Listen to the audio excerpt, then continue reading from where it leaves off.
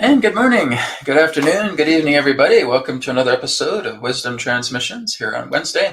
And of course, I'm with the lovely Brienne today. So, Brienne, how's it going? Hello, it's amazing. Great. I hope everyone is doing fantastic. Yes, we're going to have an amazing webcast today. We're going to be looking at the entire UAP encounters, right? There's been a lot of reports, basically worldwide, about these drone vessels, about these ships that are in the sky. A lot of people think they're extraterrestrial. We're going to be looking into that through a zodiac spread, first and foremost.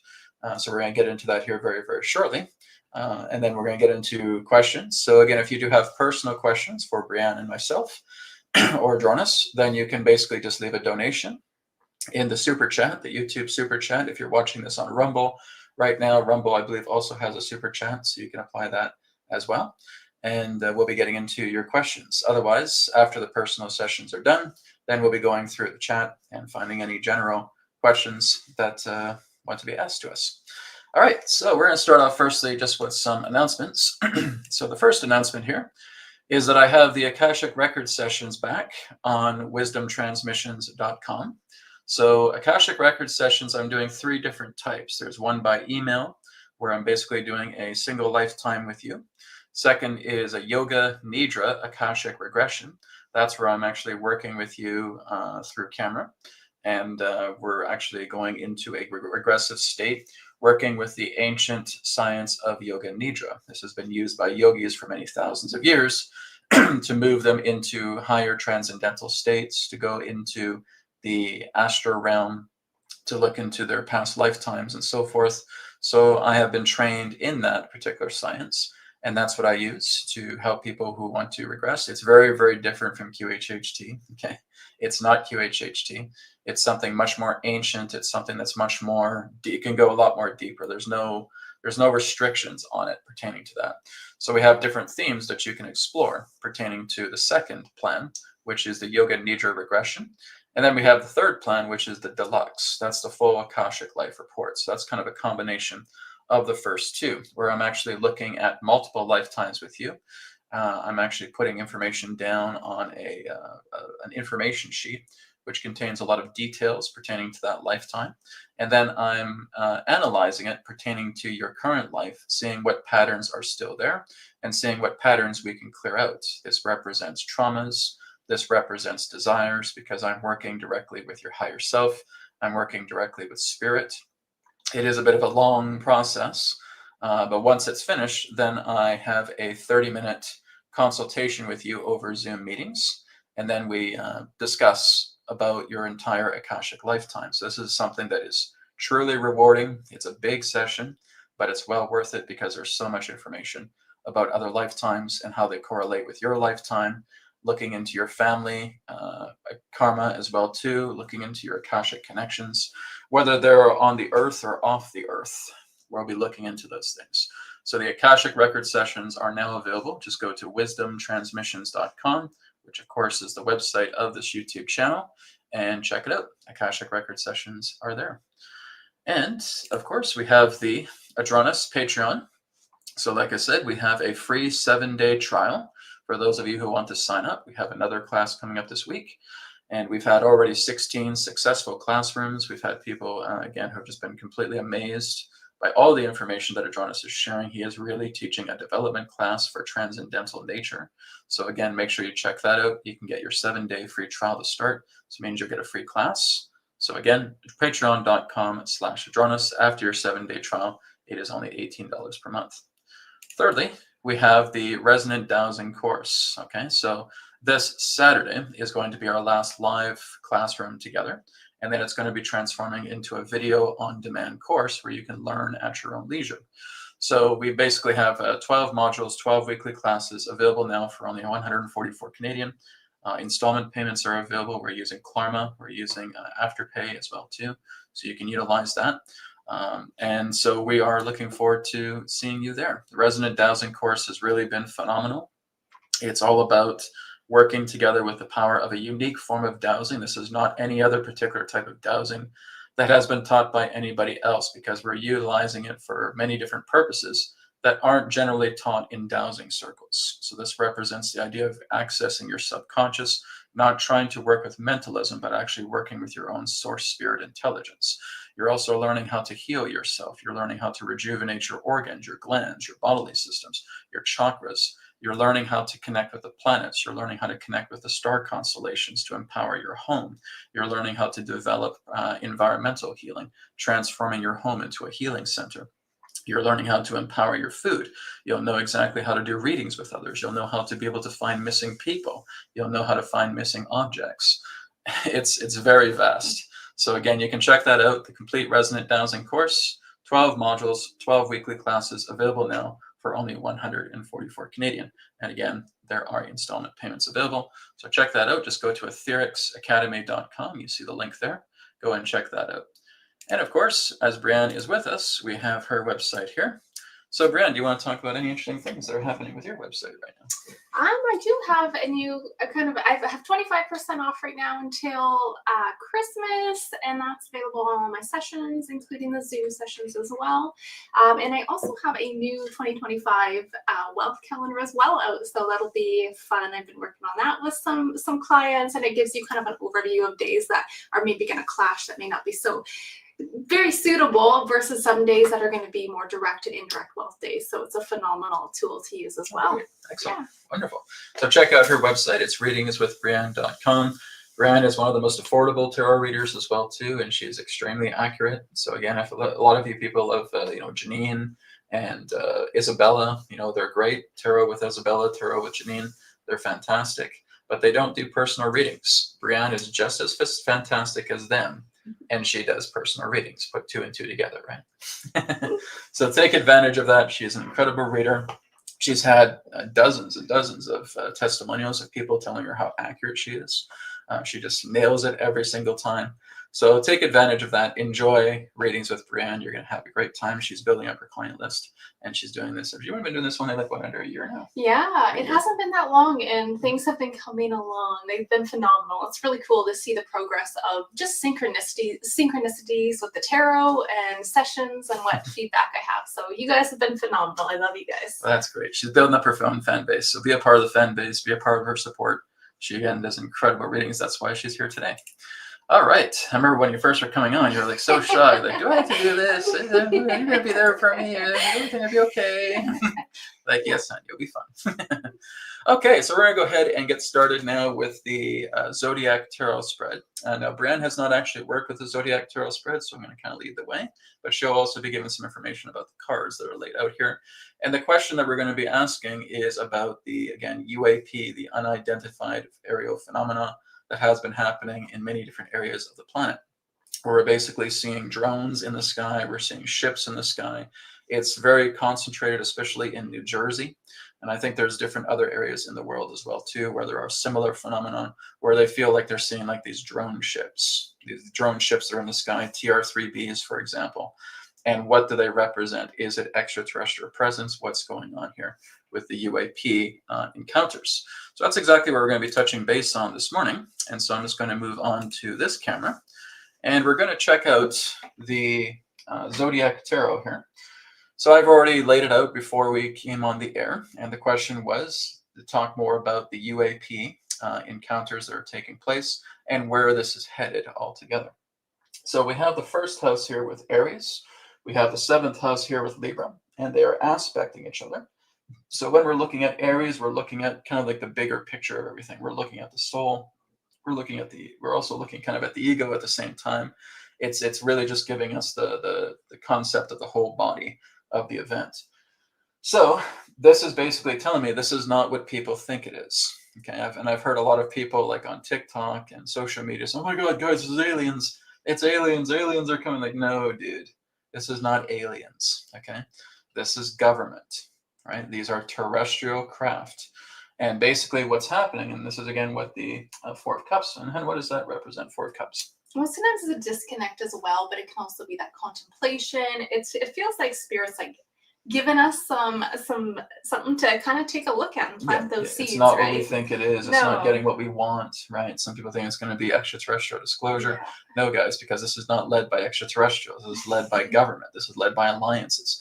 Now, there may be some connections between on-worlders and off-worlders altogether, but really what this is telling me is that this is all part of a new beginning. This is something new. Aries, again, representing the beginning of the cycle, the beginning of the zodiac. So this is something completely and totally brand new. These are all of the back-engineered alien reproduction vehicles that have been kept hiding for decades, right? So even if we're going back to the 1930s, 1940s, where we had the triangular craft, the TR-3Bs, right? Everything that represents that kind of classified form of vehicle, we are now seeing it in plain sight. So this is indicating a brand new era that is coming together, which means TR-3Bs could very much be part of our future, because this is not going to go away. This is a major event, and it's going to lead to more and more details.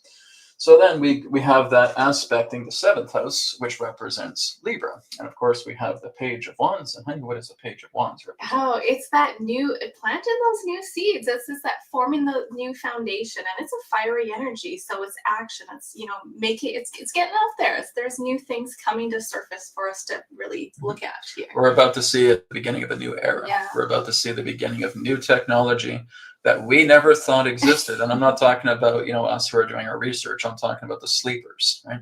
The sleepers never thought that this technology was for men. It was like, okay, well, these are from extraterrestrials. These are from beings from far off. Well, in a way, yes, but they're back engineered alien reproduction vehicles, right? And again, government has had that with it for many decades.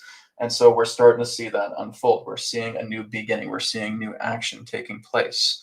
Now we go to the 2nd house. The 2nd house represents Taurus. Okay, so Taurus is all about stability, security, finances, even speech as well too. But it feels like the cat's out of the bag, right? So this is telling me that, you know, here we are. We're showing these things to you guys now. We're showing it in plain sight. We're letting you know that this is the beginning of a new era. We've also seen these particular types of ships over Trump's golf course, right? So we're seeing that this is also, in that sense, kind of like paying tribute to Trump about what he's doing, because this is going to be revealed. 2025 is probably going to have a lot more of these particular types of sightings, not only sightings, but we're also may start to see a bigger reveal where maybe these things land and all of a sudden you're seeing human beings coming out of them, right? Our human beings. So that can represent something quite interesting. So again, that's the 2nd house, and that is aspecting directly with the 11th house, which is, of course, Aquarius. But let's take a look at this card first. So honey, when you look at this card, what would you see? It's, for me, this is a lot of people kind of being shocked. It is a feeling of being out in the cold as well. And as as Brad was saying too, with some of these TikToks going on, there's some fear out there that people have about these unidentified objects in the sky. So this is kind of being out in the cold and not knowing what's going on. Like, there's so much confusion and chaos with that energy. Exactly. It's being kept in the dark. It's not knowing what's going on. We're seeing these things in the sky. We don't know what they represent. We don't know what they're about. We don't know if there's any inhabitants. We don't know if it's just a drone, if it's something that's automated, if there's no one flying it, or if there is somebody in it, if there's a pilot or pilots, right? This again is kind of like we're kind of in the dark. Right? And I kind of see it as like an in the dark card. You're not really being informed. But then when we look at the 11th house, which represents Aquarius, this is gains. So even though we're in the dark, this is a tremendously good thing. And of course, what does this say? This is so much positivity, you guys. This is actually really a positive situation that's happening. Yes. Positive thing. Yeah. So we're basically saying that this particular type of technology is in time going to be shared with the entire world. Which means to hell with rockets, to hell with space shuttles, to hell with all of these, masculine dominate, I'm going to ejaculate sperm, shooting rocket fuel up into the sky, primitive Neanderthal technology. Now we're actually going to see people talk about TR-3Bs. Now we're actually going to see people talking about how these drones are basically right up in the atmosphere, starting to move up down the sky. It's like, wait a minute, what's their propulsion system? Well, basically, we could say liquid mercury. Basically, we could say toroidal technology. Basically, we could say vorticular technology, taking something like a liquid mercury substance, putting it together in a canister, and being able to spin it and generating a magnetic field, and now basically having weightless craft. that's going to blow this whole stupid rocket propulsion, sperm ejaculating garbage rocket crap out of the water. So I just keep looking at this. That's the stupidest technology there is. And it's just like Elon Musk is so proud. It's like, dude, you're not doing anything impressive. You're doing nothing impressive at all. That is Neanderthal technology. Might as well be working with duct tape and bubble gum, right? So this again is telling us that there is some new changes coming together. So again, second house, we're kind of kept in the dark, but when it does become revealed, this is something very, very powerful that is going to unfold. And 11th house, again, representing Aquarius, represents gains, right? So there's going to be a lot of gains coming together. Again, security, stability, money, speech as well too, particularly speech, because we're speechless with this whole situation. Now we go to the third house, we go to Gemini. Okay, Gemini is all about communication, and that's what yours is, and that's what your moon and your sun is as well too, as Gemini. So looking at Gemini here, we have what? Yeah. What is going on here? It's all over the world. It's in New Jersey. I think it's also in New York. I think it's in the UK. It's all over these different places, and it's these same kind of sightings. What's going on? Adronis was also talking about this. As we get closer to the end of the year, we may actually start to see more sightings in the sky. Well, here we go. This is it, right? So this is really just blowing the lid. And it's just again, it's lightning striking the tower, right? So what does the tower represent to you? It is sudden shakeups. This is, it's interesting that you're talking about the rocket, because to me, I almost feel like this is a rocket that's launching. Yeah. But yes, absolutely. These are new things coming to surface, and they're shaking up the way we are really meant to see things. Exactly. So third house is basically representing a surprising, shocking event. We did not expect to see this. We got so much other stuff going on. Now we got a bunch of TR-3B drone vehicles that are just all over the skies. They're everywhere. They've been happening now for the past several weeks. They haven't been going away. They're not going to go away, because there's a multitude of different messages to which they represent. Okay. To me, it's almost like the middle finger to the cabal. Okay. And that's basically what they're doing. They're basically saying, hey, guess what we got? Guess what we're doing?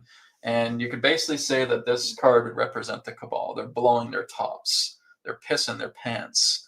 What the hell are they doing?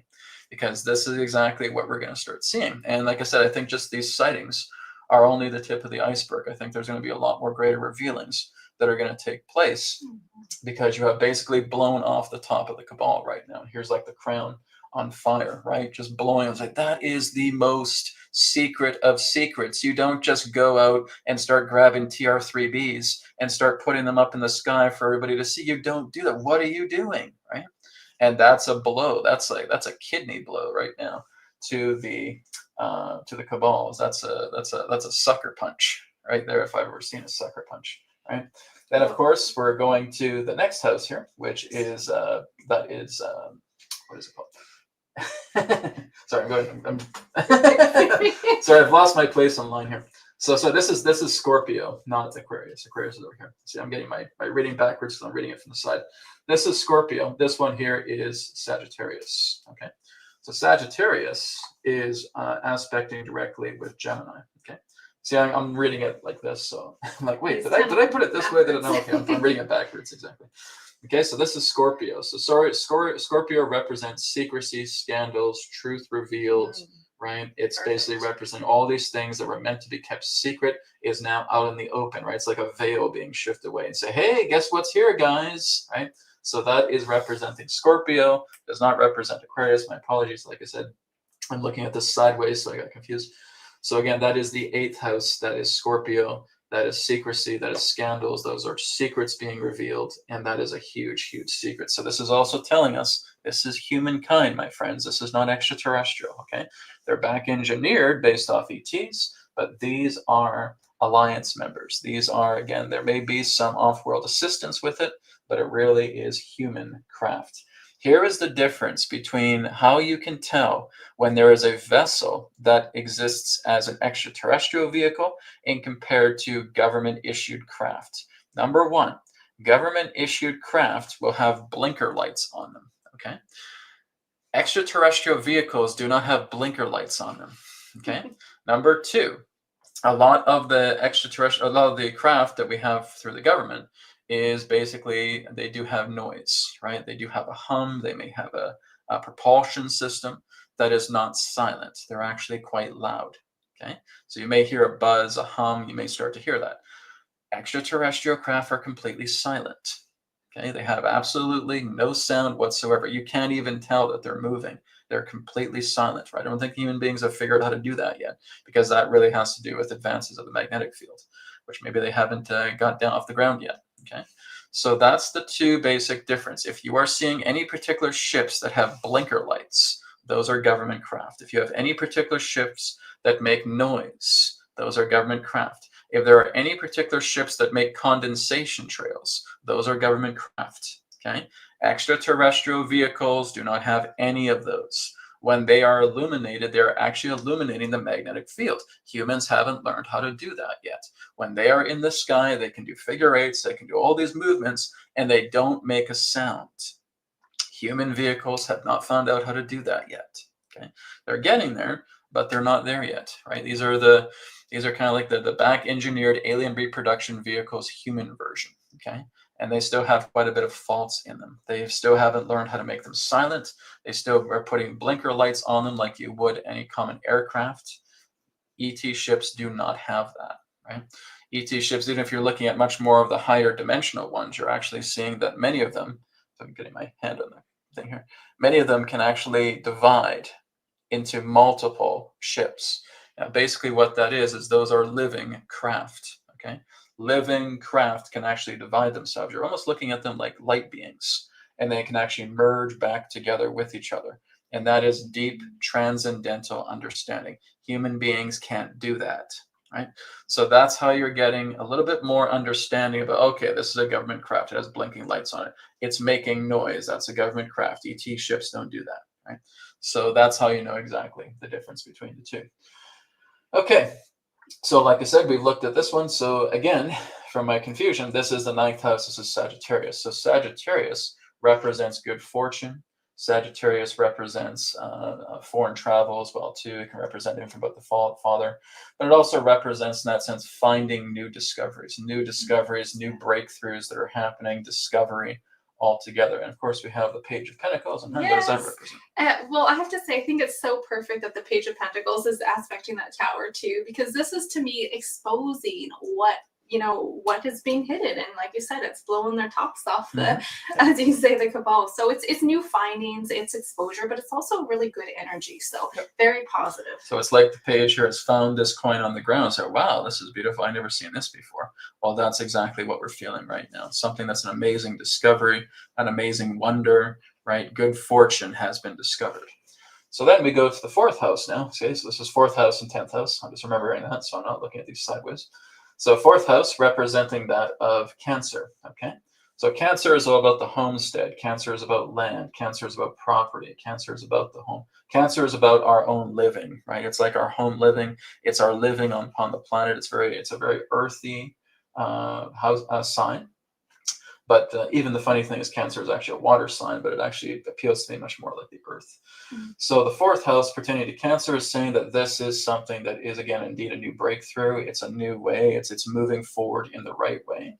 And of course, we're looking at that through the Four of Wands. So, Hun, what does that represent? Yeah, really good. Like for me, this is a celebration. Like you said, breakthroughs. We're celebrating at this milestone because there's going to be so much more to come with this energy. This is wonderful. Yeah. And that is aspecting together with the 10th house, which is Capricorn. Okay, so I'm a Capricorn moon, so I know all about Capricorn, right? Capricorn, we're all about fame. We're all about popularity. We're all about digging.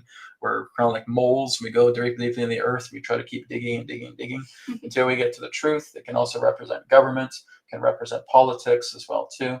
So this is telling me that through the fourth house here of what people are seeing, this is going to lead the whole nature of government and political movement in a much more positive way, because now all of their secrets are being exposed. This is exactly what Adronis has been talking about for the past 3 to 4 years. Not a single stone is going to be left unturned. This is a big turning of a stone, okay? So, as I'm saying, guys, this is what's happening. This is what we're now starting to see unfold, and it's definitely going to be happening more throughout this whole 2020 decade, right? So again, we're looking at the idea of moving forward in the right direction. Again, looking at the Three of Wands. What does that represent to you? This is big expansions as well. And I actually did a video on this particular topic. I haven't posted it yet, but I was getting very much, I got the same thing as in terms of this is not actually extraterrestrials is very much a military presence with the King of Swords. But with the Three of Wands, sometimes that's my off-worlding energy as well. So I think this is going to be breakthroughs to bring us closer to other civilizations as well. Yeah, exactly. So we're seeing a new dawn. It's kind of like you're looking towards the future, right? If you're looking towards the dawn, George Lucas put it perfectly when he said that picture of Luke, right, going out from his home and he's looking out towards the horizon. That means you're looking towards the future, right? When you're looking to the future, we see all this gold pattern. Now you have to remember when you're looking at the tarot and you see a lot of goldish yellow, that's indicating positivity. That's a bright dawn ahead, right? So that's telling us that we have a very bright future. And like I said, this represents status. This represents fame. This represents popularity. This is representing government. This represents positions of authority, which means we are now on the brink where we're going to start sharing the stars with our star family, okay? Not right away, but like I said, that's why we're looking towards the horizon. That's why we're looking towards the future. This is the beginning that is going to, in time, over time, bring about extraterrestrial cooperation with humankind, okay? It is leading in that direction. It's not going to be happening all at once, but it's leading towards that because we're using their technology, even if it's back engineered, okay? So that is what the 4th and 10th house represents to me. So when we look at the 5th house, the 5th house is Leo. And with Leo, we're looking at courage, we're looking at strength, we're looking at counsel, we're looking at intuition, we're kind of looking at like our own inner fire. And we have the Hanged Man, which means we kind of need to let this play out a little bit more. It's moving forward in the right direction, but there's still a lot more stuff that needs to be played out. So this is just the beginning. It's going to be a drawn out process. It's a drawn out process that feels has multiple stages. And this is the first stage. And of course, we have the Hanged Man. What does that represent to you? You know what? Usually for me, the Hanged Man, like you said, it's a bit of a stagnant energy. But the way I'm seeing this is like really good in terms of new perspectives and new ideas that are coming out as well. So the Hanged Man is really, I love how it's aspecting the Eight of Wands as well. So I really see this as just a new perspective for the people with this situation going on. See, the important thing about the Hanged Man is looking at the enlightened being that's upside down. This is not some dullard, right? This is not some dumb person at all. This person is willingly biding their time so that more things can start to come together. They're waiting for the fruits to ripen. As the fruits start to ripen, there's even bigger news. To me, this feels like it is the extraterrestrials in the wings. They're waiting. Okay, we're going to wait for the fruit to ripen, and then we're going to show ourselves. And then humanity is going to be at that particular point where they have evolved enough. They're starting to clean up their world. They're starting to clean themselves up. They're actually starting to work together with each other. And now we're going to kind of bump into each other. And now we're going to come forward. Very much like what Adronis has shared, is that we're going to take our cue from you. We're going to see how your fruit ripens. And through that ripening of time and seeing exactly how far you've come, we will now start to take your invitation, right? Because you'll be giving invitations and they will accept it. So it's again, waiting for the ripe fruit to happen. And this is now aspecting together with the, this now is now the 11th house. Okay. So this is Aquarius. So with Aquarius, like I said, this represents gains. So gains are going to continue to happen, right? We have the Eight of Wands, which represents what? Oh my, this is probably one of my favorite cards. I'm not sure why, but I love the Eight of Wands. This is a fast moving energy. This is travel as well. And it's kind of interesting. You see these wands in the sky here. I wouldn't be surprised with this energy too, if we're going to consistently see more and more of this. Like this is a fast movement, you guys, like over the next 8 days, 8 weeks. I know we don't like to put times on things, but that's my one card. Sometimes I do relate times to that. So I wouldn't be surprised if there's more sightings over the next 8 days to 8 weeks. Well, it's interesting too, because wands represent fire, they represent action, and we're seeing these wands in the sky. We're seeing ships in the sky, right? So again, we're seeing how it's correlating together with that, which means more of this is going to happen. There's going to be a lot more of it. And like I said, it could be much more in the advanced phases that may be coming together, or we may actually be able to get more of a public glimpse of what we're actually seeing. They may actually decide to show off some of these crafts.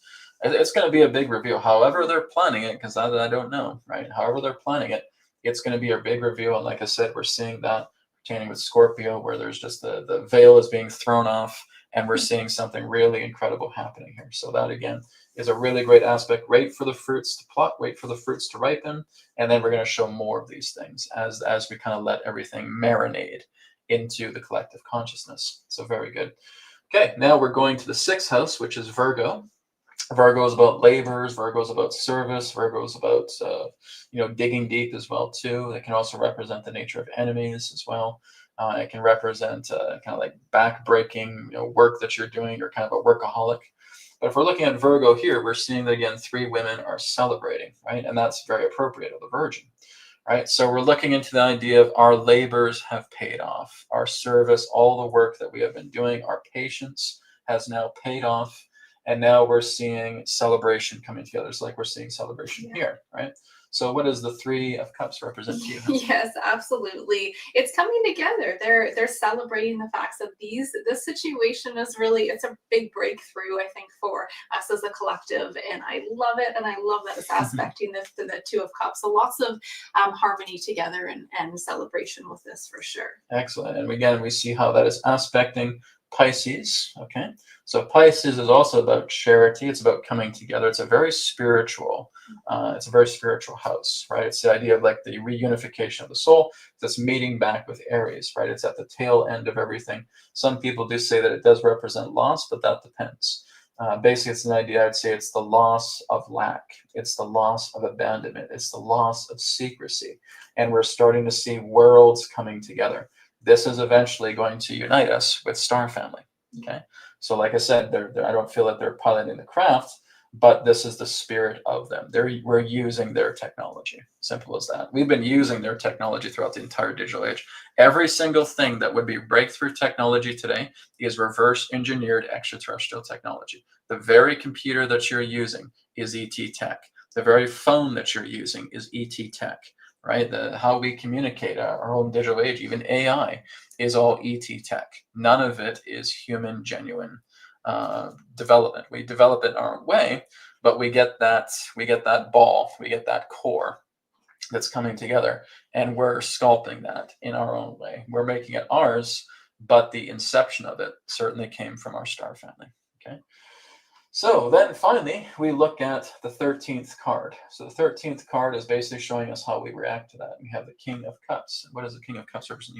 Well, it's perfect that we have the King of Cups, because this is emotional security as well, knowing that we're ready to see certain things take place. Of course, it's going to take time, but it's really showing us, I feel like, a lot of stability here, and this is connecting to our emotions on a spiritual level as well. Yeah. One thing I kind of want to add is what's interesting. When I was doing the crystal ball gazing on this specific topic, I was seeing a lot to do with civilizations in the water, and I think that's so fitting with that King of Cups sitting out there in the ocean, and you can see some fish in the background. So it's really fitting for that. Absolutely. They did a disclosure about extraterrestrial ships that are actually flying into the oceans and going into their installations, or even going right to the core of the Earth, so that they can actually go into any particular dimension they wish. There's a lot of reasons why ships will go into the ocean, right? There's installations, there's connecting directly to the heart of the Earth. The heart of the Earth basically has a null point. You connect your own particular singularity with the singularity of the null point, and you end up anywhere you want in the universe based on that type of technology. So there's a lot more to it. But again, that's kind of giving it that sign, right? So we're seeing how everything is like rungs of a ladder. Everything's starting to step up together. So this is really going to bring us big emotional surprise. It's also going to bring us big emotional reward, right? The king sitting at the throne, great emotional reward. Oh my God, there's more technology that's available that can replace the pretty shitty technology we're using right now that represents oil and gas and nuclear and all that stuff. All of that's going to go, right? Even the stupid solar and the tidal and the wind, that's all garbage too. Right. So all of that is going to go. And I think this is going to start moving us into magnetic systems, into etheric systems as well, too. I think that's in the times ahead for sure. Yeah. All right. So let's go ahead and pack up this reading. And that way Brienne can get her cards out. All right. And I'll switch back to the other camera. All right. So I hope you'll have all enjoyed that reading. That, again, is just giving us a glimpse of what this whole UAP phenomenon is about. I would say UAP encounters taking place. It is a very good thing. Okay, it's not a hoax alien invasion. It's not extraterrestrials coming in trying to seize our world or anything of that nature. That's not what's happening. Okay, this is something very, very positive. This is something very strong. Like I said, it's like the middle finger to the cabal and saying, screw you. Here we go, guys. We're going to start revealing all of your secrets that you've kept buried. And that's our ultimate weapon against you. We're going to take everything out. We're going to move everything out into the public eye. You can't. We just did. Boom. Bitch slap right to the face, right? Sucker punch, kidney punch, bitch slap right to the face. And there you go. We are taking it to the people. We're going to show them. We're just teasing them right now. This is just the sneak preview. This is the film trailer. Wait till they see the movie, and the movie's coming. So it's going to be great. All right, everybody. I know there's a lot of you that have questions, so we're going to go ahead and get into the questions right now. I know there's probably people just like squirming at the seat of their pants to ask us some questions here because we've got quite a few donation-based questions. So that's wonderful. So let's go ahead and get started with that. So again, we're going to take donation-based questions first. So again, personal questions. If you do have a general question, if you want to put it in the donation queue, you're more than welcome to do that as well too. But personal and general questions are in priority sequence as donations. All right, let's go ahead and start off with Ben, first and foremost. Dear Brad and Brienne, what are the prospects for XRP by mid-2025? Is $22 realistic by mid-2025? Could Brienne perhaps do the same with the Dogecoin? Okay, well, how about I look into XRP and then Brienne look into Dogecoin? Okay, so we'll do that. So I'm going to look into the Akasha and just see the folder with XRP. I think $22 is being a little too presumptuous. Okay? So I'm not getting the feeling of it being $22. In mid-2025, I see it getting up to that particular point. But I'm saying it's kind of maybe close to maybe the $10, $15, maybe $18, $19 range. Again, it could possibly happen, but 90% of the momentum here would probably be maybe about the $15 to $20 range. So $22 by mid-2025. So let's say, for example, that would be around June. Okay. So by June in 2025, we get to $22. I think we get close, but I don't know if we'll get right to 22. Okay? To me, it feels more like 15, 20-ish in that way. But we'll see. If there's enough energy that pumps up XRP, we might. But I feel like from what the Akasha is telling me, it may be closer to the $15 and $20 range altogether by mid-2025. I already have some investments in XRP as well, so looking forward to seeing what that comes. And let's check on Doge. So, what did you get for Doge? Yeah, I'm not sure if you're curious about $22 for Doge or just XRP for yeah. Okay, yeah. But looking at Doge, I do think it has a ton of potential, but for 2025, I actually don't see it doing extremely well. I feel like it'll be fluctuating and it'll have its ups and downs. It's a bit of a transformation here, but I feel like when I'm pulling this energy, 2026 will be very beneficial. I have really good energy. I even have that 10 of Pentacles moving forward. So I think for more of the long term, Doge will be phenomenal. I don't see it kind of taking off like a big boom in 2025 here. I think it'll still go up and down, but it just energetically, I feel 2026 will be more beneficial for Doge for sure. Exactly. Yeah. So it's like Adronis was saying as well too, is that in 2026 to 2028, that is really going to be the big boom of the crypto markets. 2024, even what we've seen right now, is quite a boom. 2025 will have that kind of boom-like state. But it's like I said, you're still revving the engine. You haven't actually taken off yet. Okay. So it's basically revving its engine, getting ready for something really exciting to happen. But 2026 to 2028, from what Adronis was showing, is really the 3 years where you're going to see an incredible boom for crypto. Like it's going to be so popular. It's going to be so massive. The systems about how it operates as well too is going to be reconstructed in many different ways.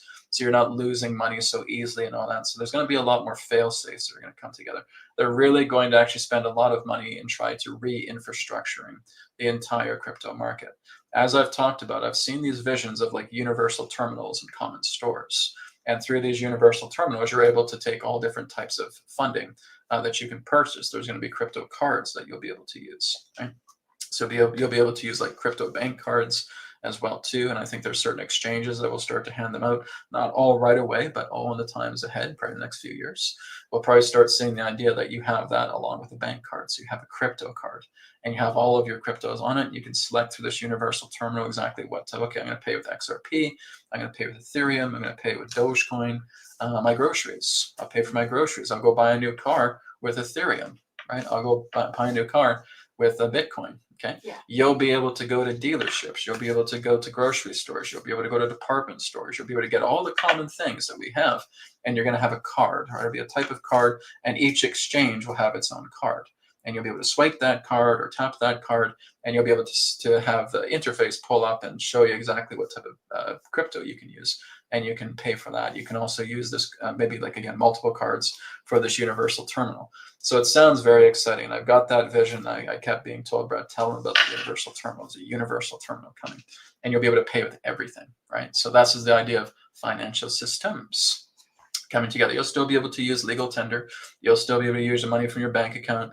You'll still be able to use, maybe there's gold-backed currency coming too, who knows? And you'll be able to use cryptocurrency. So it's going to be really, really amazing. But cryptocurrency really is the wave of the future. Yeah. Okay, let's take a look at Gijo Matthews' question here. This is a personal question. So, hi, Brad and Brienne. Can you please give me advice on how to deal with my elder son, Matthew? It's very vague, Gijo. Okay, very vague. But let's go ahead and take a look. I'm just going to do a scan of your son. Okay, just so you kind of get an idea of what's going on. You have to kind of let him explore, Gijo. Okay, you have to kind of let him explore. You kind of have to let him take his pitfalls. You have to let him, trip over his own feet and dust himself off, right? I feel maybe he's getting into things that you may seem quite reserved about. Maybe he's hanging out with certain people that maybe you're getting quite reserved about.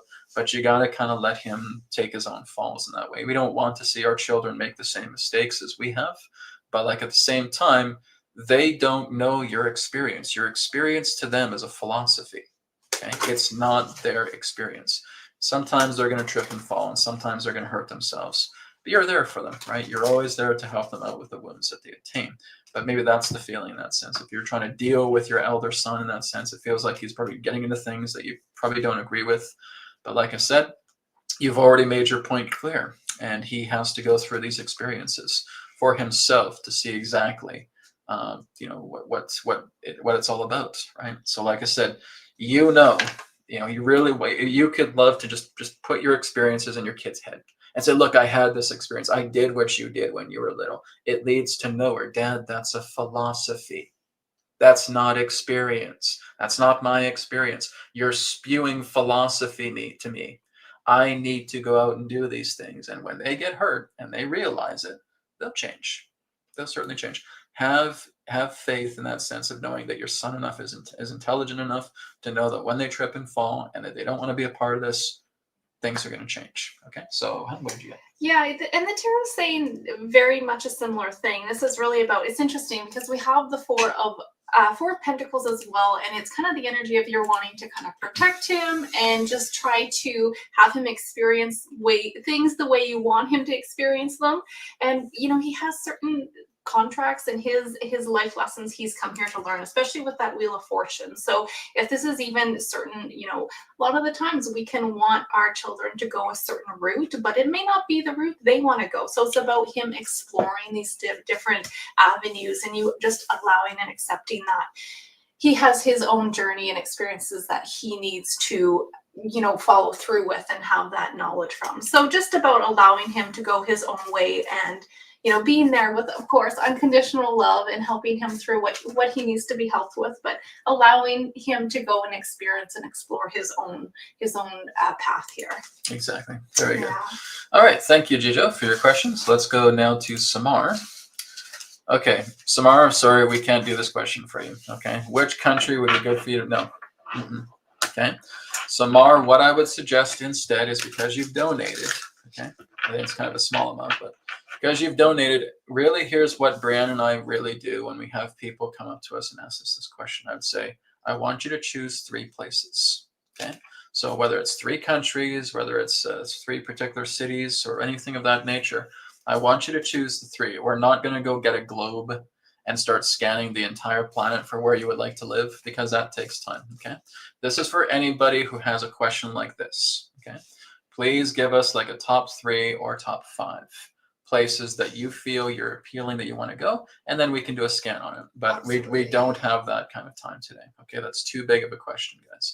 So, and this is why I'm basically just doing personal readings just when Brienne is with me. When I'm done by myself, we're sticking with semi-personal in general, because questions like this, guys, take about a half hour.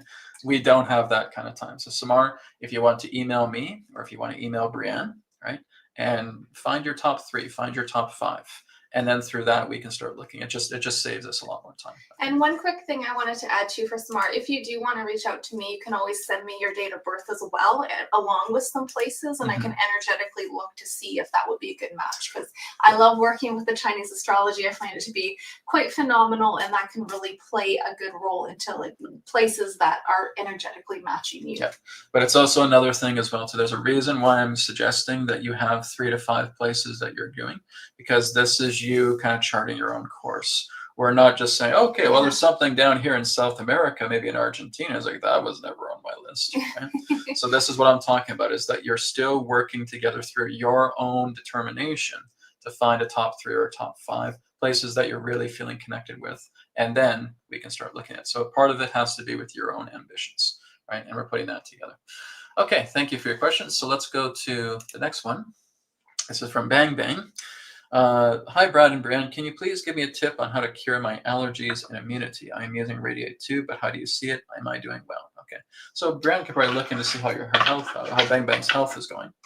But what I can suggest to you is, it's great that you're using Radiate. That's wonderful. If you're using any other etherics products, that's wonderful as well too. But really what I would suggest is you're doing the white light breath. Okay. Here is everybody, I want you to pay attention. There is only 2 things outside of what I'm offering with Etherics and Radiate, 2 things that you can personally do to yourself that will radically transform your life. Are you ready?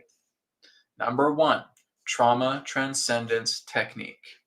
Okay, you go to wisdomtransmissions.com. It is a free, Free, a free 10-day e-course. Okay, it's on the homepage of wisdomtransmissions.com. Put your name, put your email. You'll get an email almost right away showing you day 1, 10 days of that. That is going to do wonders for you. That's going to clean you out emotionally, traumatically, through desires, through reactions. Number 2, if you do have any particular physical problems that are going on, white light breath. Okay, trauma transcendence technique, white light breath. That's all you need. You don't need anything else. Okay. So when you have that, this is just things that you're doing on your person, right? For your person, you're working with these 2 things. Yes, I suggest working with Radiate. Yes, I suggest working with Radiate Regen if you want to create a private home in that, because that's going to have major amplification, and that's going to completely and totally rejuvenate your cells.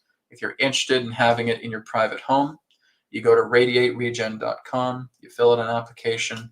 We're actually starting to move that into a bigger scene as we start in the new year. Okay, but just those 2 things: white light breath, keep your spine straight, suck in the abs, just tighten the abs, right? You're not going all the way. You're just making sure you can feel your abs by tightening them. Okay, breathe in the white light. Now that white light represents pure divine spirit intelligence. It is a cure for everything.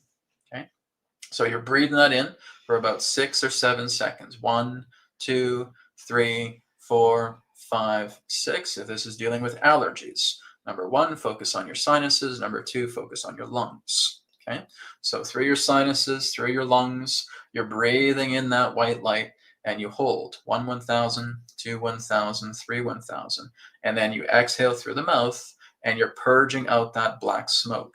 That black smoke are your allergies. That black smoke is your toxicity. That black smoke is your impurities. Okay, all that black smoke is being purged out. When you're purging it out, you're just saying in your mind, go to the ether, go to the ether, go to the ether. Okay, and it's going right into the ether. So emotional wise, traumatic wise, working with your reactions and your desires, please work with the trauma transcendence technique for your physical health. If you want something quick, white light breath. That's all you need. Okay, Brienne, what did you get? Yes, and with that white light breath, it's phenomenal. So with the energy, I think you are on the verge of a breakthrough here, but you have to make sure that you are putting these practices into play here, because we do have that Knight of Wands in your energy. So it's you getting that that vitality and amping that up. And I love that Brad was talking about the black breathing out the black smoke. So when I'm looking at that Five of Cups, it's just that dark black gunk, right? Mhm. So it's clearing that. You have a victory, but you have to actively work on this, such as the breath work and techniques to really kind of alleviate some of this. But you are on the right trajectory here. You have a really good energy of overcoming any of your allergies or situations here. So really good situation and outcome, but just make sure you're following through. And with your energy, sometimes it has a tendency with that pass. It's like go, go, go, go, go. So just take a moment just to stop and just allow yourself to come to center, and you'll see a lot of positive movement forward with that, okay? Great. So yeah, looks good for moving forward. Just keep working on that breath work. Excellent. Okay. Thank you very much for your question. Now, I do have ones here from NP and Carol Ann, but there's no text with them. So I'm going to kind of leave those for now. We'll have to go back to them. Please make sure if you guys are leaving donations, try to put your text under. Otherwise, I have to kind of scour a very big chat to find out what question you may have asked. That's a bit of a headache. Okay. So if you do leave donation, please make sure you put your chat there. So NP and Carol Ann, I'll have to leave you off till later, okay? So we can see if we can find your question in the chat. All right, let's move on to EUM 142. There's an Adronis question. How about that? The first one of the day. Hi, Adronis. If sex is such a wonderful part of the human experience, why do so many spiritual teachers preach abstinence? It's a very good question. All right. So let's go ahead and bring Adronis in, and he can talk a little bit about this, about spiritual teachers preaching abstinence. Okay, one moment.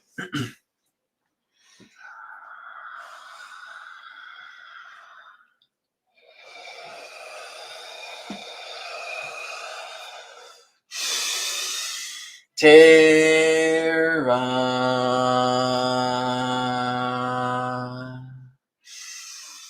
Soul Star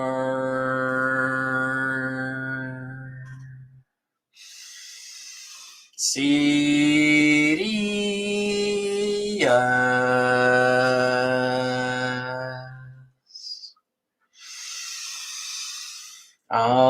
Adronis.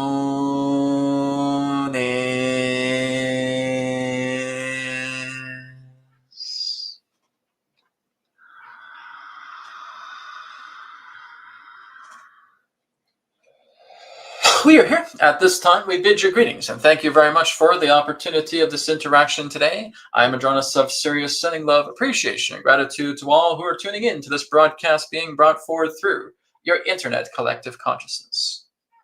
We want to thank you, EUM 142, for your question about the nature of sexuality and what spiritual teachers have been talking about pertaining to the nature of abstinence. Not all spiritual teachers talk about that. That's the first thing you have to understand. Certain ones that you have viewed have looked at that. And here's the reason. If certain spiritual teachers are talking to their, you could say, disciples or devotees in that way, where they're saying, be abstinent, be completely and totally absent from any particular type of sexual craving, because what we're attempting to do is get you much more into the transcendental and less into the carnal.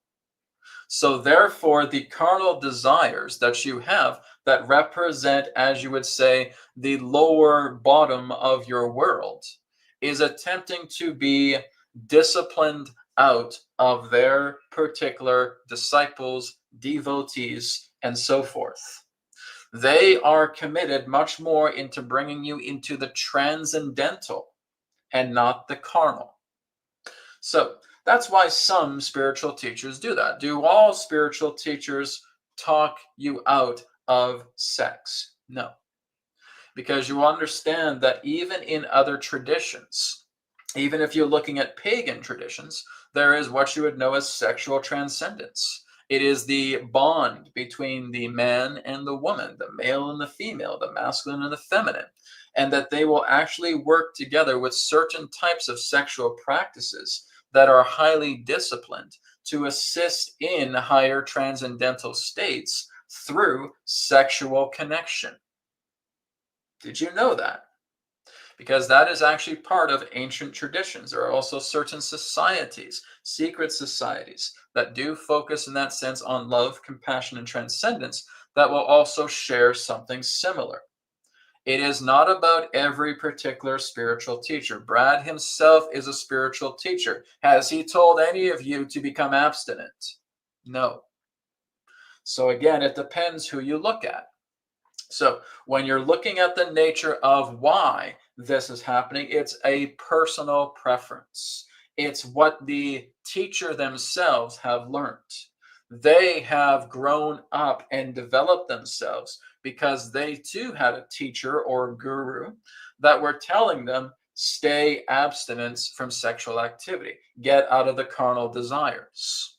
Even when you look at the nature of the religion of Jainism, Jainism in that sense will go into deep levels of mortification to basically clear out desires from themselves. So again, it all depends in regards to your background, be it religious or in that sense, be it spiritually fundamental, where some may start to bring forward that information to you. It depends in regards to how you're aligned. Is it necessary for you to be abstinent to move into transcendental states? Not at all. You can certainly do it. You can certainly bring yourself into transcendental states while you also have, in that sense, a partner that you can work together through the nature of sexual union. So this has nothing to do with every particular spiritual teacher telling you to be sexually abstinent. That's not the idea. Some prefer it that way. Some do not. You have to look at everything as a gradient, my friend. All right? This gradient is showing you that if you go deeper into the darker gradients, this may represent for the idea of abstinence. If you start moving up into the lighter gradients, then this is telling you in that sense the lack of abstinence and the idea of sexual union.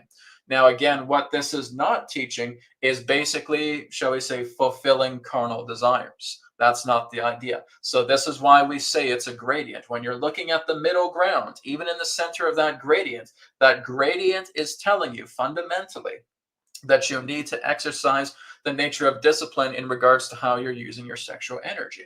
So when you do have a partner, there's love first and lust last. And that there will actually be much more intentions to reducing the nature of lust. You're not looking at women, you're not looking at men in a lustful nature anymore. You're starting to clear it out. You have a partner. You're now starting to see her or him through their heart. You see their soul. You see who they are. You may have sexual relationships pertaining to your partner, but it's very, very different. It's a higher transcendental love. It's a higher transcendental sacred sexuality. So it is not correct in thinking that every spiritual teacher is telling you to be sexually abstinent. That is a belief. That is not a fact. All right. So again, everybody has their own gradient. You have to decide exactly what the gradient is for you. When Brad was able to move into transcendental states, nothing involved abstinence. But what did need to be involved was the cleaning up of anything carnal. That certainly took place. All of you have your own gradient road to the center that represents the source. All right? We thank you for your question. Okay, thank you very much, UM142. Yeah, it's a good question. Appreciate that. All right, let's go ahead and move on. We have one here from Chiron. Hope I'm pronouncing your name right, Chiron. Chiron949. Hi, Brad and Jonas. Why did I have the vivid dream of suddenly appearing in CCP's Great Hall of the People and seeing Chinese President Xi Jinping? Do you want to do a reading on that? Huh? Okay. So we'll get a dream of this. Now, again, I don't know you personally, Chiron, but if I'm basically just tuning into your Akasha and getting a vivid dream in that, let's take a look.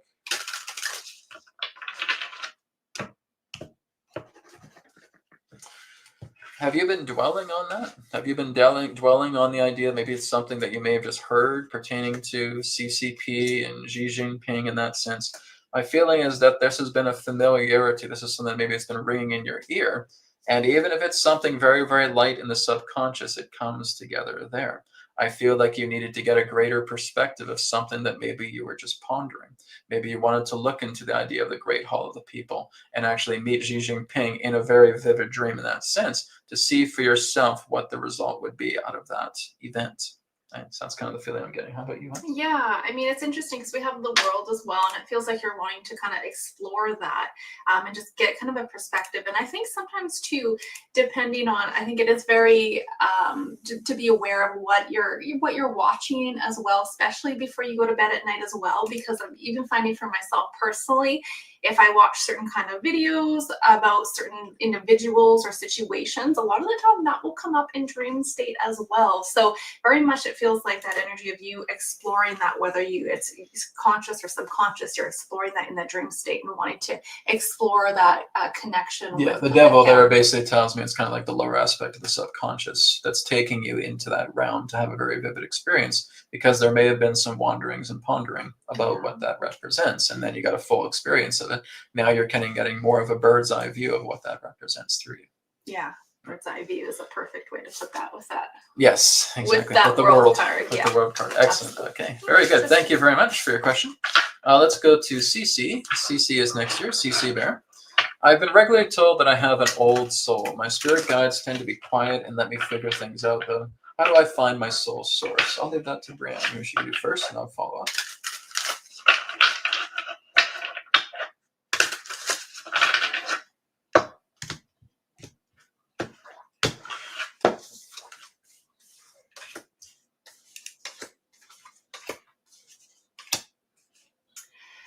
You know, what's interesting, what I'm getting is almost something similar as well for myself, because I think with this energy, it's about really that subtle movement when you are actually calming your mind, you're getting into that breath work, and you're really feeling into the little subtle, let's say, other feelings or nudges, whatever that is, because those small things we tend to dismiss, but they're actually that connection to source here.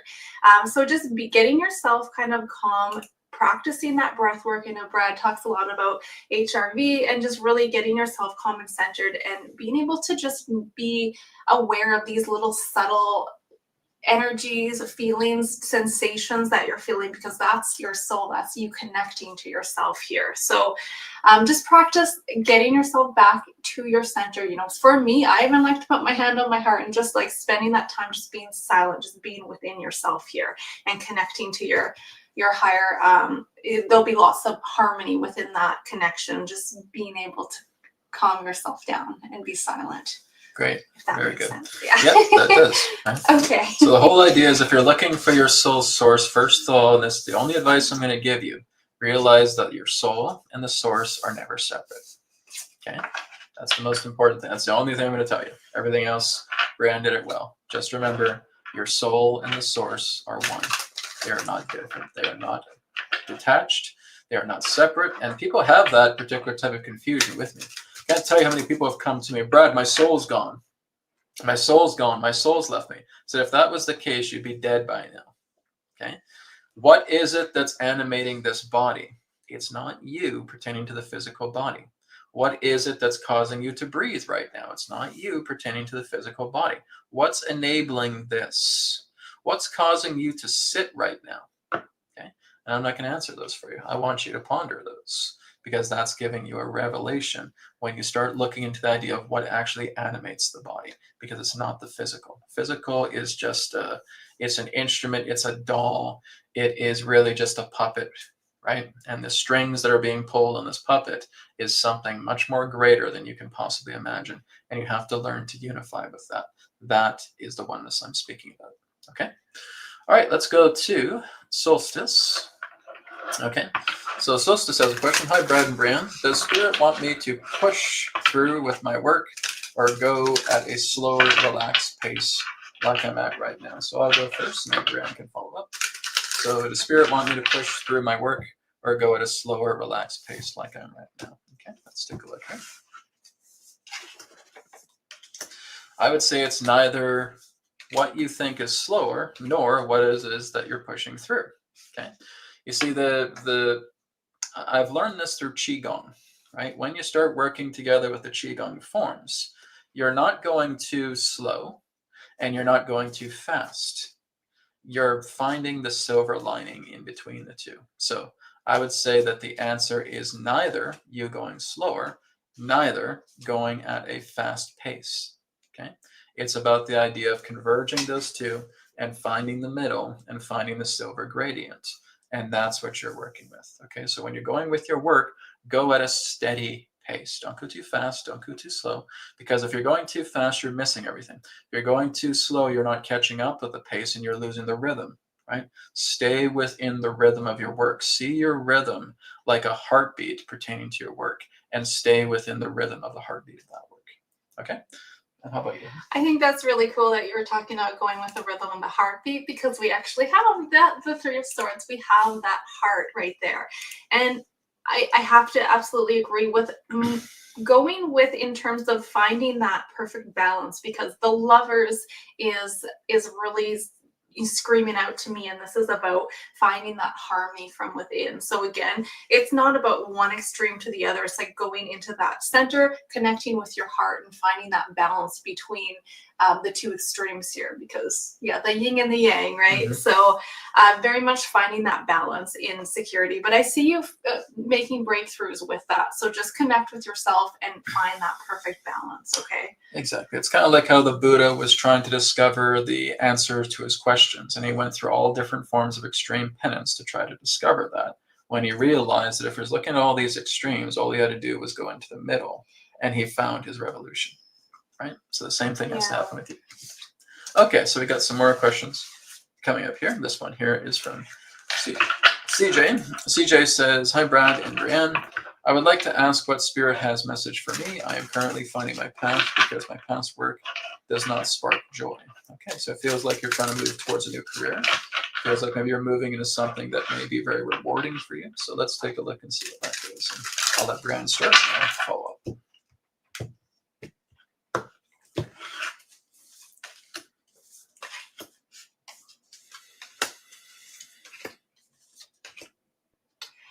I think a lot of this, again, is very much being concise with things that, let's say, are important to you, because there is that emphasis here with that Devil in the middle.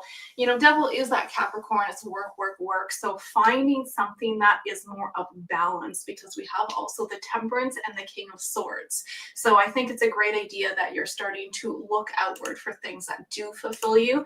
Again, just knowing that everything that you're going to everything has to come from within as well. So make sure this is something that you're looking into that is important to you, that does fill that cup, because you want it to be emotionally fulfilling as well. But I think it's important to start with clarity. You have to have a clear idea of things that you're interested in and where you want to go, because when you're clear with that King of Swords there, you're going to start to make a lot of momentum. So sometimes that involves getting out your pen and paper, writing down things that are very much important and that really, let's say, light your fire here. And you're not just like doing it all for money or for whatever it is. It's more of a fulfilling purpose. So I see you moving in that direction. Absolutely. I think it's great that you're contemplating that energy for sure. Mm-hmm. And the most important thing, like I said, is that everybody, we can have external joys to follow. And that's great, but that's not really important. Okay. And this is what I'm trying to tell my students and clients as well, too, that come to me. I'm glad that you're finding, maybe you decide to shift careers, right? I'm getting out of the old banking firms and I'm starting to move much more into healing and dancing and yoga. Great. That's very good. But you're missing a very vital component, and that's yourself, right? What are you doing to clean up your past? What are you doing to resolve your traumas? What are you doing to cleaning out these desires that you know, like a dog chasing its own tail, is not going to get you anywhere? Are you cleaning that out? No, I'm not. Well, then that's the first step. Okay. This is where I say is that 90% of us walk backwards in life. We just basically want to look towards the external. Okay, well, Brad, I'm getting out of this sleazy banking industry and all that. Okay, that's good. And I want to move into yoga. I want to move into meditation. I want to move into counseling and all that. Okay, that's great. Have you started with yourself? I didn't get that memo, right? This is the memo that you have to get. This is what Spirit's saying. Hey, I'm trying to give you the memo here. You need to go inside. So what are the two things that I told you that you need? Trauma transcendence technique, white light breath, Okay, so if you're feeling stressed out from that whole situation and it's affecting your body, bring in the white light, right? Now that you start to settle yourself down, you go to wisdomtransmissions.com, you go to Trauma Transcendence Technique. The reason why I'm saying that's so important is because number one, it's free. Number two, it only needs 10 days of your time. Okay. And even if you don't have the 10 days, you can spread it out over time as well, too, because you'll have the links to access all the videos, because it is a video course. Okay. And there's even downloads you can get through certain days as well. And it's helping you out. And this is what you have to clean out first before you go running off into another career. Okay. Stop for a minute and take some time to go ahead and clear out a lot of these traumas. We have 4 traumas within ourselves: abandonment, rejection, abuse, escape / addiction. Okay. These things need to be cleared out. And if you start working with Trauma Transcendence Technique right away, over the span of 10 days, I can tell you, you can probably get a lot of those traumas gone within 10 days. That's how powerful this system is. If you're persistent, it really just involves 3 things. For a person to be very successful with Trauma Transcendence Technique and moving into their transcendental states: number 1, have an open mind. Number 2, have the will to act. Number 3, have persistence. If you have all 3 of those things, you are going to make an incredible impact on cleaning out so much gunk and garbage and debris within your life that is going to bring you into something far greater than what you thought your ego was what was best for you. Okay? Your ego does not know what's best for you. So you may think, oh, get into yoga. Wait. Is that coming through spirit, or is that coming through your own ego? Okay? Make sure everything comes in here, not through here. Okay? You need to let the ego go, because after you start moving past Trauma Transcendence Technique, do you know what the next step is? It's ego death. It's killing the ego. That's the next thing you would have to do, right? And I'm working on that. I'm clearing a lot of it out, okay? But that's really what you need to do. And so therefore, once you start clearing all this stuff out, everything just comes to you. A single thought instantly manifests. Boom, it's here. Wow, I'm just getting this yoga teacher coming right to my door, and just say, hey, I saw you in class and I thought you did a great job. Here, I'd like to take you on as my student. Wow.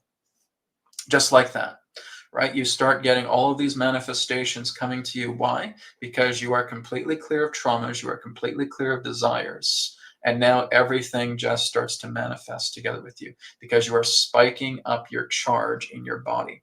You are sparking up your charge in your mind. And now instantaneous manifestation comes together. It's like I'm telling Brienne, there's a lot of manifestations that are coming for me right now. I'm not even really thinking about these things, and they just start coming in, right? I've talked about the crypto mining, right? Yeah. That's one thing about the idea. I never had that plan, but I was saying, Brad, you should look into crypto mining and stuff like that. Never had that idea. That came straight from intuition. And it was almost like an instant manifestation. This is the idea. Clean yourself out first before you go gallivanting off into something else. I cannot emphatically tell you how important that is, first and foremost, right? Take it from a person who's done it, right? Because these are my experiences that I'm teaching you guys. I'm not getting it out of some book, and I have people say, Brad, what book do you read? I don't read any books, right? If I do read books, I just look at them in the sense about what they're talking about. Everything that I teach you guys is not from a book. It's from my own source. It's from my own experiences. I will always teach you my own experiences. I don't teach other people's stuff. That's not what I'm about, right? Okay, let's go ahead and move on to Mr. EE33. Love the names. All right. So, hey, Brad, thank you for asking my question about before about Dogecoin. How do you trust the tarot cards that come when you shuffle them? I like to. Maybe I'll get Brianne's perspective first on that. Go ahead. That's an interesting question. I have to say, now that I've been doing this more, like consistently doing this every day, there's some kind of a connection. Like a lot of the times too, you do want to clear the decks because they can get charged from other sessions as well, but it's just connecting your energy to that. It's like a tool, but it's also connected to your source, to your spirit. So it's really intertwined, I feel like, with your energy. So it's just trusting and knowing that these messages are coming from your heart and from source. I think it's really important. But you'll start to, if you do want to experience tarot and play around with it, and you start to connect with it on a deeper level, you still see all these little synchronicities come up, and it's like, oh my goodness, I cannot believe the messages that are coming out because that's exactly what wants to be relayed through the tarot. So it's a really beautiful tool to use for sure if that's something you're interested in. Yeah. Yeah, the whole idea is that you have to understand that the tarot is just an extension of your own subconscious. Okay. So it is not an entity coming in to choose cards for you. Okay. It's not some disembodied spirit who's coming in and saying, wait a minute. Right. That's not how tarot works. And people get the misconstrued. Maybe if you go to a Christian church and you tell them you're doing tarot reading, they'll think you're in league with the devil. Right. That's demonism. That's paganism. Right. That's horrible. No, because that's just being shared by ignorance. Okay. When you're looking at the nature of the tarot, because you're developing it, and like I said, I've been studying the tarot for going back about 13, 14 years, around there. And when I first started, I was so fascinated by it. Like the old me before I woke and wasn't interested in any of this stuff, right? But as I started getting much more deeper into my spiritual awakening, I was looking at all these tool sets, and I just became like obsessed with them. And I started looking into books. I started listening to my own intuition. I listened to Adronis quite a bit as well, too, about what he was talking with the tarot. And even in Adronis' own words, he says, you have to understand that the tarot is an external limb of your own subconscious. That's what it is. When you have an intention, you are creating a focal point. That focal point is working together with the cards to give you an extension of information that you have been pondering about that is now being revealed through the nature of the tarot.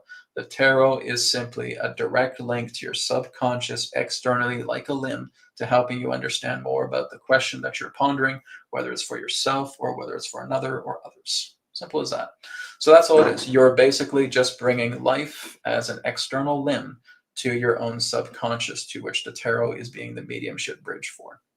So I hope that helps. And of course, you trust that, because if you don't trust your own subconscious, then I really wouldn't want to see how you're trusting your own conscious self. If you do not have trust, Mr. E33, then that is what you need to work on. That is where you have to, I mean, guys, you have to do your inner work first. Okay, that is priority number one. Forget this world. Forget it. But brother, no, forget it.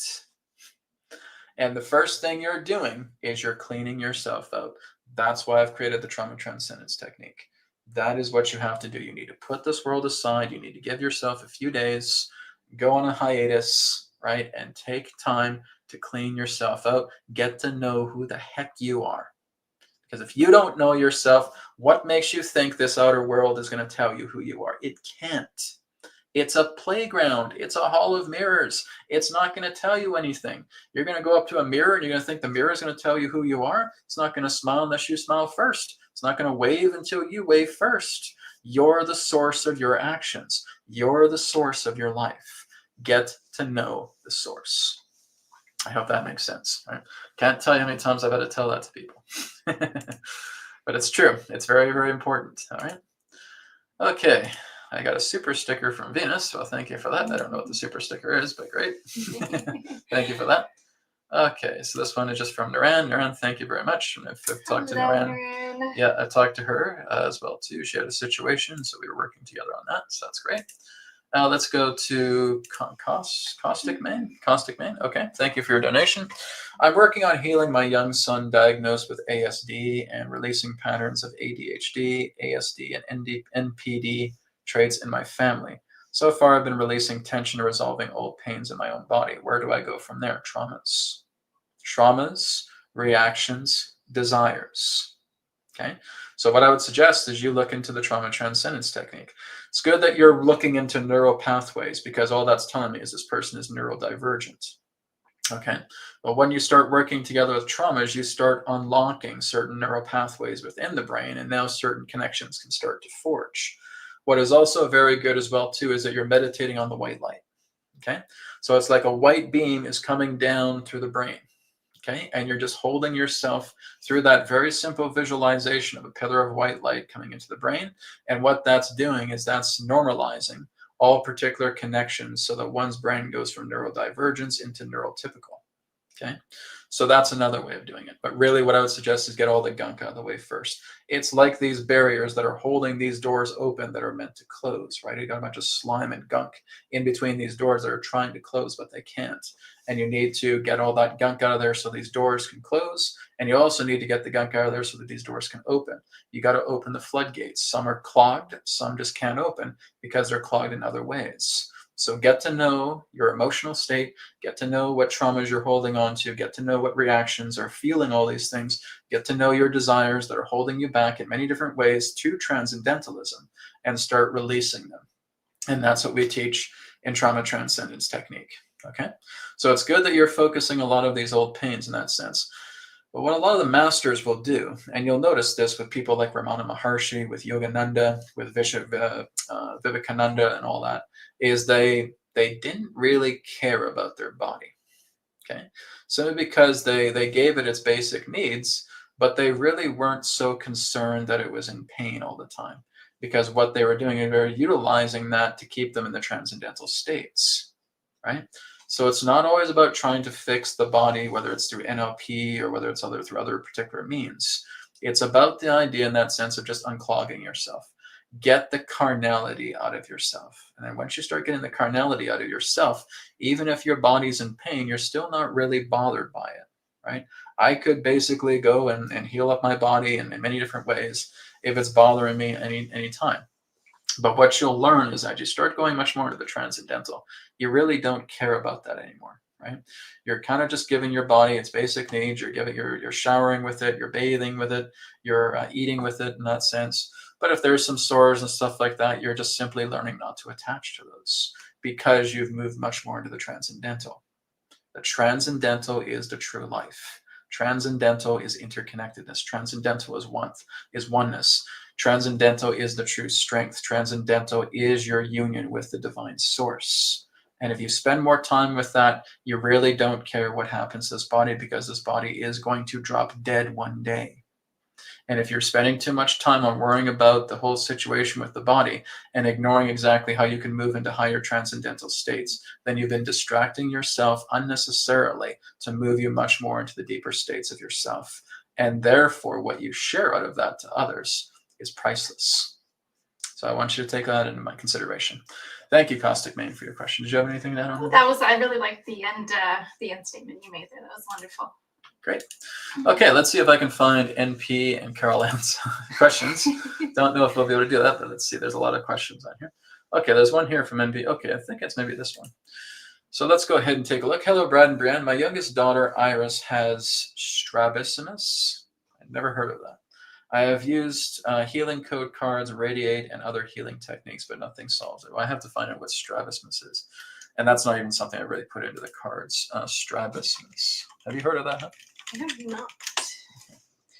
Okay, is a disorder in which both eyes do not line up in the same direction. Therefore, they do not look at the same object at the same time. The most common form of strabismus is known as the cross eyes. Okay, so basically it's where the eyes are kind of out of alignment with each other. They're not lining up in the same direction. Okay, so usually what doctors will tell you to do is they'll get you to wear glasses, right? My daughter had that situation. It's kind of like a lazy eye where the eye kind of moves in a certain direction. Hers moved a little bit more closer than the other one, right? So with that, really what you want to work with together is the optic nerve. You want to work with the frontal lobe. You also want to work with the muscles around the eye as well too. And you want to work inside the eyeball. So white light breath. Okay, now if you want to look at this through the healing code cards, it's the eye enhancer. Okay, the eye enhancer through the body deck. You also want to work on the muscle enhancer. Eye enhancer, muscle enhancer. Okay, if there's any stiffness that's going on, if there's any pain, work with the pain eliminator as well too. But also just working with the brain enhancer at the same time. So brain enhancer, eye enhancer, muscle enhancer. Okay, if there's stiffness or anything like that, use those particular cards as well. But what I would also suggest is white light breath. Okay, white light breath to stimulate the entire eyeball and all of the muscles that move around it. Okay, and also the optic nerves. Okay, and the frontal lobe. So you start putting that together in pieces, and you start working with the white light breath. Hold 1, 2, 3, out. Over time, you're going to see all of that change. Okay, I had a woman this morning who emailed me. She was doing the white light breath. She's dissolving a cancer tumor with the white light breath. Okay? It's starting to get soft and spongy, and that's exactly what happens. If there's a hardened mass that represents a breast cancer, all you're doing is you're targeting that. You're targeting that, and you're breathing in the white light and holding it for 1, 2, 3, and out with the black smoke out through the mouth. Keep doing it. Keep doing it. Keep doing it. Intuition will tell you when to stop. Okay? Don't just, okay, I'll do 10 and that's it. No, keep doing it. Keep doing it until you're being told to stop by intuition, by that inner voice, that inner presence. Okay? So I hope that helps you, NP. Look into that white light breath together with the healing code cards. Also radiate. Okay, guys, I can't stress exactly how powerful radiate is with you. You talk to it. You talk to it like you talk to the tarot cards. You talk to it like you talk to the healing code cards, the etherics card decks. You talk to radiate. If you have the free version, you talk to radiate. I want to heal my daughter's strabismus. All right? Please radiate through all the power that you have. Work on her eyes to heal it, and it will be done. Okay? So keep working with that. Free version or premium version works just fine. Okay? Thank you very much, NP. All right, this I'm just looking for Carol Ann's question here. Did you have something to add to that? Oh, no, that was wonderful. Okay. This one here is from Carol Ann. Here we go. Hi, Brad. I'm going to leave this to Brienne right now. Do a reading on my partner's children. Really feel about me. I have been told by him they don't like me. I don't really have any clarity on that. Okay. Brienne will look that up for you. But even if that's being looked up, okay, Carol Ann, and I know this is challenging because it's your partner's children in that sense. And if you feel, oh my God, my partner's children don't like me, what do I do? How about you come to peace with it? How about you just be yourself? Don't pretend to be somebody else because you're trying to get somebody to like you, right?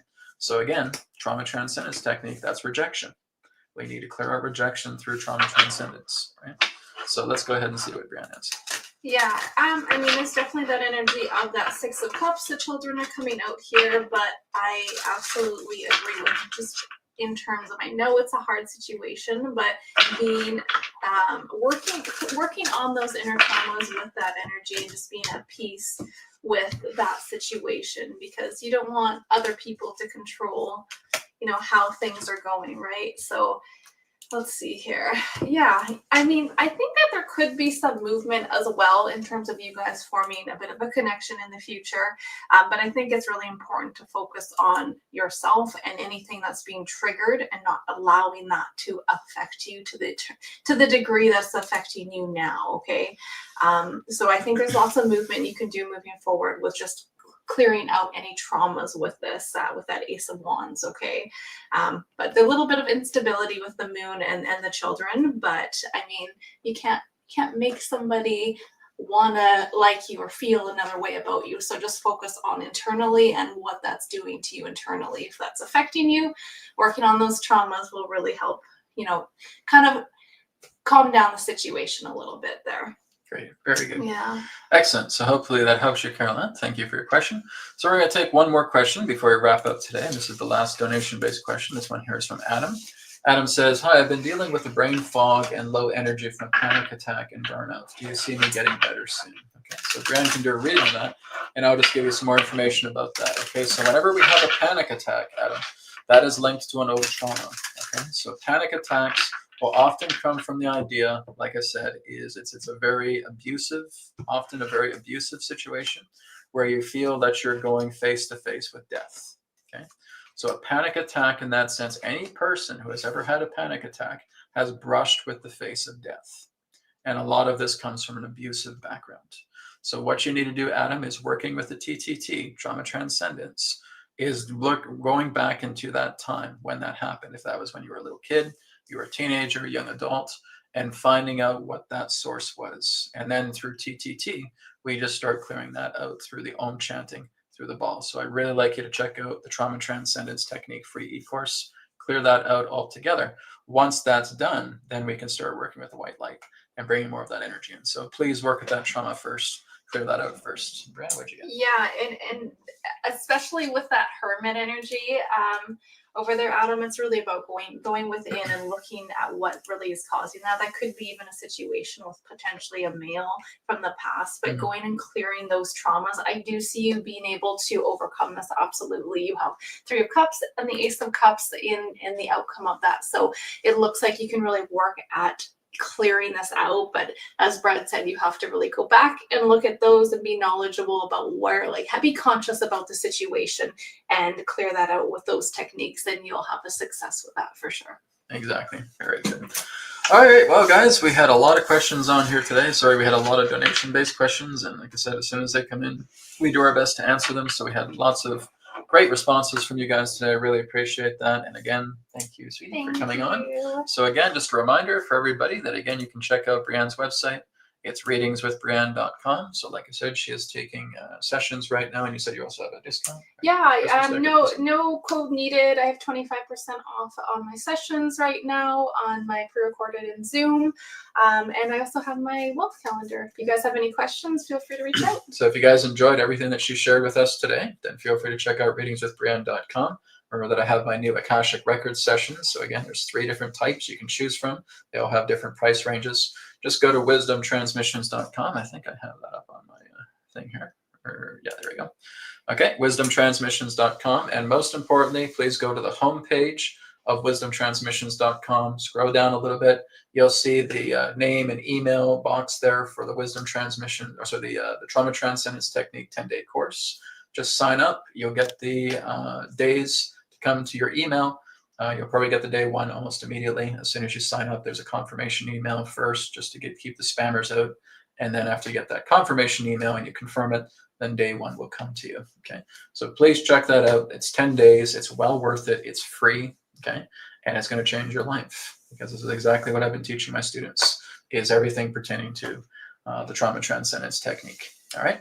Thank you, everybody, for joining us today. And we will see you next week. I'll see if I have a couple of videos coming out as well, too. Next week, when it's just me, it is just going to be semi-personal and general questions only. Okay. Every time Brianne's here, we'll start doing personal sessions. All right. Thank you, guys. Blessings to you all. Namaskar. May it be well with you.